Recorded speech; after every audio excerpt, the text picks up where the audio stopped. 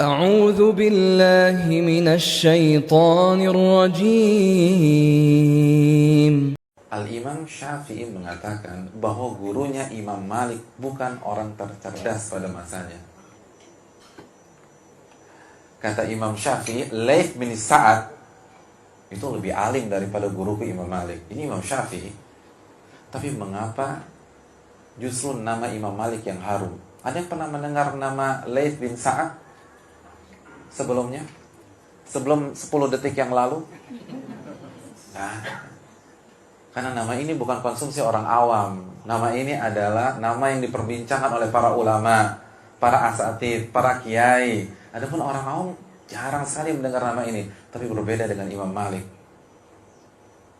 Paling tidak kita tahu ada 4 imam mazhab, Maliki, atau Imam Malik, Imam Ahmad, Imam Abu Hanifah, dan Imam siapa?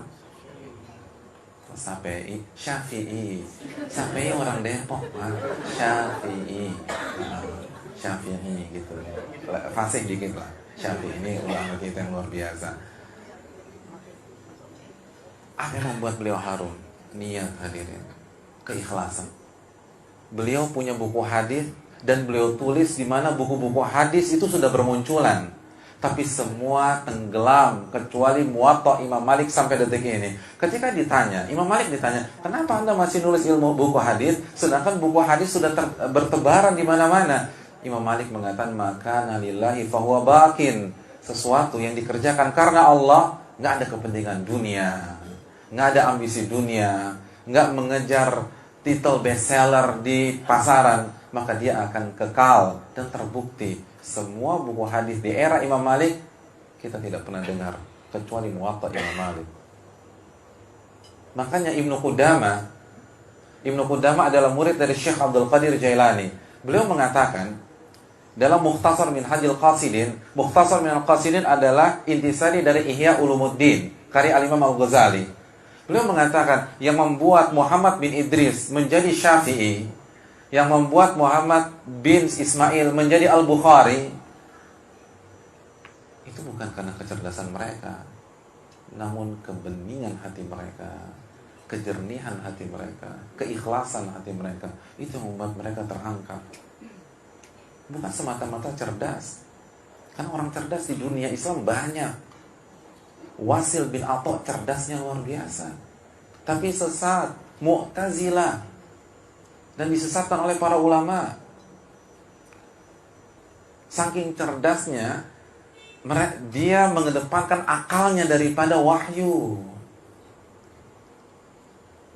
Jahid itu cerdas, Al-Jahid, tapi sesat, Mu'tazilah, dan punya etos belajar luar biasa. Saya jamin tidak ada di antara kita, termasuk yang berbicara, punya hobi seperti Al-Jahid. Al-Jahid punya hobi unik. Dan saya belum ketemu orang yang punya hobi pada saat ini. Dia punya hobi, kalau dia misalnya bangkit lagi dari kuburnya, lalu ketemu Gramedia, ketemu Gunung Agung, ketemu Wali Songo, dia akan datangi ownernya atau penanggung jawabnya dan dia katakan, saya ingin menyewa toko buku ini selama 1 bulan misalnya. Tidak ada yang boleh masuk kecuali saya. Lalu ia baca seluruh buku yang ada di toko buku tersebut. Jadi kalau kita kan datang ke Gramedia kan numpang baca gitu ya. Iya, nggak beli pula gitu. Udah lama di sana nggak beli, nggak bayar dan seterusnya. Kalau bukunya di itu nengok kanan nengok kiri terus kita robek sendiri. Kalau Jahid kan enggak, iya kan, ya, gue banget tuh bangsa. Tapi kalau Jahid enggak, dia datang resmi, saya mau booking semuanya, nggak ada yang boleh masuk karena saya merasa terganggu. Terus dibaca satu-satu, selesai. Makanya kan matinya juga ketiban buku. Iya, matinya ketiban buku karena dia lagi sakit parah, terus dia punya rak buku yang sangat tinggi, dia pengen ambil dikit, runtuh semua, dia meninggal dunia. Al-Jahil. Tapi sesat. Karena gak menata hati, karena merasa cerdas, merasa diri hebat. Wasil bin Atha, ya juga cerdasnya luar biasa, apalagi kecerdasan linguistiknya, itu gak ada yang ngalahin. Wasil bin Atha udah cerdas, muridnya Hasan al-Basri, orang terbaik di Irak. Jadi gurunya orang terbaik pada masanya. Lalu kehebatan guru, dikombinasi dengan kecerdasan otak. Hadirin, Wasil bin Atha itu cadel. Orang cadel nggak bisa ngomong huruf apa? Bukan R, Ro. Nggak ada huruf R dalam bahasa Arab. Ro. Karena ini Wasil bin Atha, kita nggak bicara Stephen, kita nggak bicara Stephen. Ini Wasil bin Atha, Ro. Dia nggak bisa ngomong Ro. Tiba-tiba pada suatu saat, ketika ada event besar, itu dia diundang oleh manusia dan berhadapan dengan ribuan mungkin jutaan orang. Di saat itu dia dikerjain oleh teman-temannya. Teman-temannya dorong dia suruh berkhutbah tanpa persiapan. Kira-kira perasaan antum gimana? Berkhutbah tanpa persiapan, dan kita punya kelemahan, kita cadel. Coba misalnya antum sholat Jumat di saf pertama 12:10, khotibnya belum datang. Karena penampilan antum paling meyakinkan gitu ya, pakai baju Pakistan, ada jenggotnya, ada peci. Udah deh, antum aja yang maju. Kira-kira perasaannya gimana tuh? Nggak ada persiapan, nggak ada teks dan seterusnya. Itu kan mimbar bisa bergoncang, hadirin sekalian. Itu ayat yang tinggal atu-atunya nguap semua, bingung kita mau ngomong apa. Itulah kira-kira perasaan dan psikologi Wasil bin Atha ketika suruh maju. Tapi hadirin, ternyata khutbah beliau dicatat oleh para pakar sastra sampai hari ini. Kenapa demikian? Karena itu khutbah atau salah satu khutbah yang paling spektakuler. Semua kagum dengan Wasil bin Atha. Kenapa demikian? Karena khutbah tersebut tidak ada huruf ro-nya. Seluruh kata yang ada huruf ro beliau ganti secara spontanitas dengan sinonimnya yang tidak ada huruf ro, tanpa ada teks, tanpa ada naskah. Kita dikasih PR 1 bulan untuk buat khutbah tanpa huruf R, kira-kira bisa nggak? Nggak bisa. Baru mukaddimah aja udah tetot gitu loh.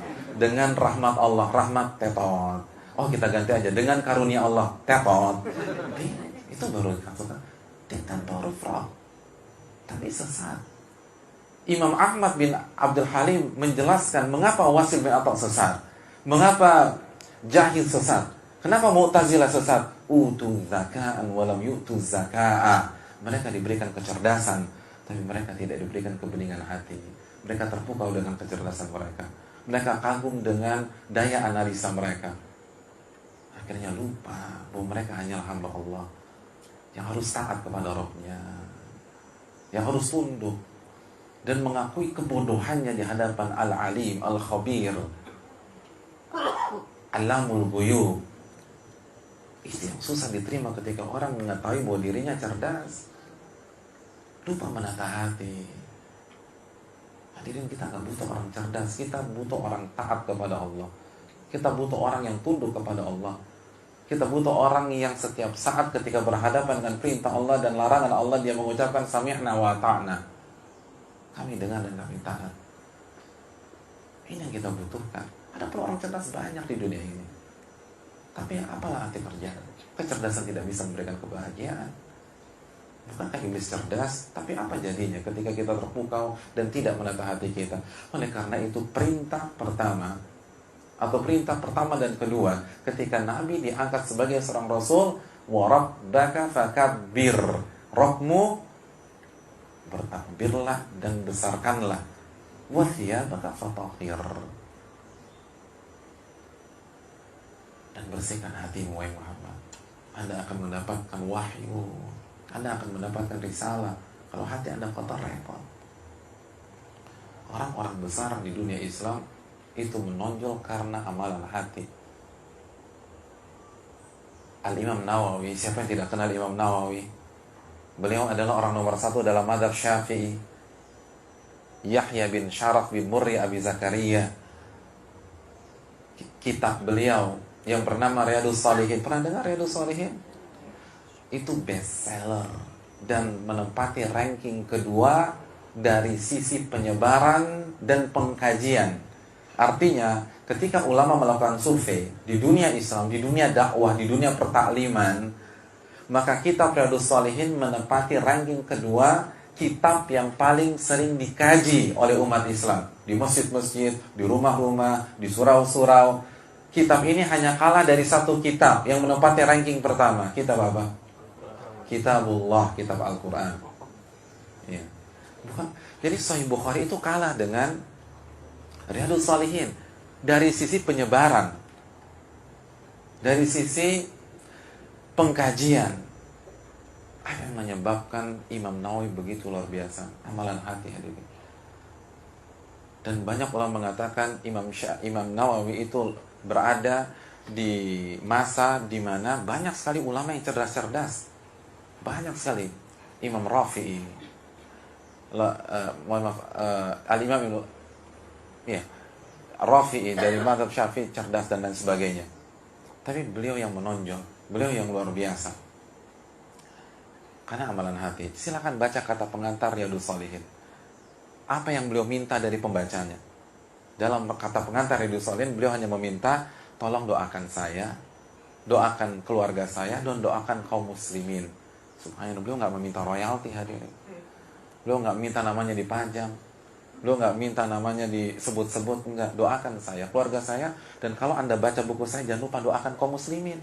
Apa hubungannya coba kaum muslimin dengan buku beliau? Nggak ada. Tapi itulah orang yang punya kebeningan hati. Mikirin saudaranya, sayang sama saudaranya, nggak pengen saudaranya masuk neraka. Bukan jatuhin saudaranya. Makanya beliau terangkat. Makanya kalau tidak salah saya sempat jelaskan dalam majelis ini juga, gelar beliau apa? Muhyiddin. Ya Allah, gelarnya Muhyiddin, bukan MC, bukan MA, bukan dokter, Muhyiddin. Apa arti Muhyiddin? Penghidup agama. Jadi seakan-akan agama Islam itu mati suri sebelum dibangkitkan lagi oleh karya-karya Imam Nawawi. Ketika beliau mendengar gelar ini disematkan oleh para ulama, dan beliau nggak ngerti pada saat itu, beliau nggak tahu, dan beliau tidak inginkan, beliau nggak cari. Beda dengan kita sekolah, tahu bahwa setelah kita sekolah kita akan dapat gelar. Kalau beliau nggak ngerti sama sekali, cuman beliau sadar ternyata beliau mendapatkan gelar yang sangat prestisius, Muhyiddin. Apa yang diucapkan oleh beliau? Apa statement beliau?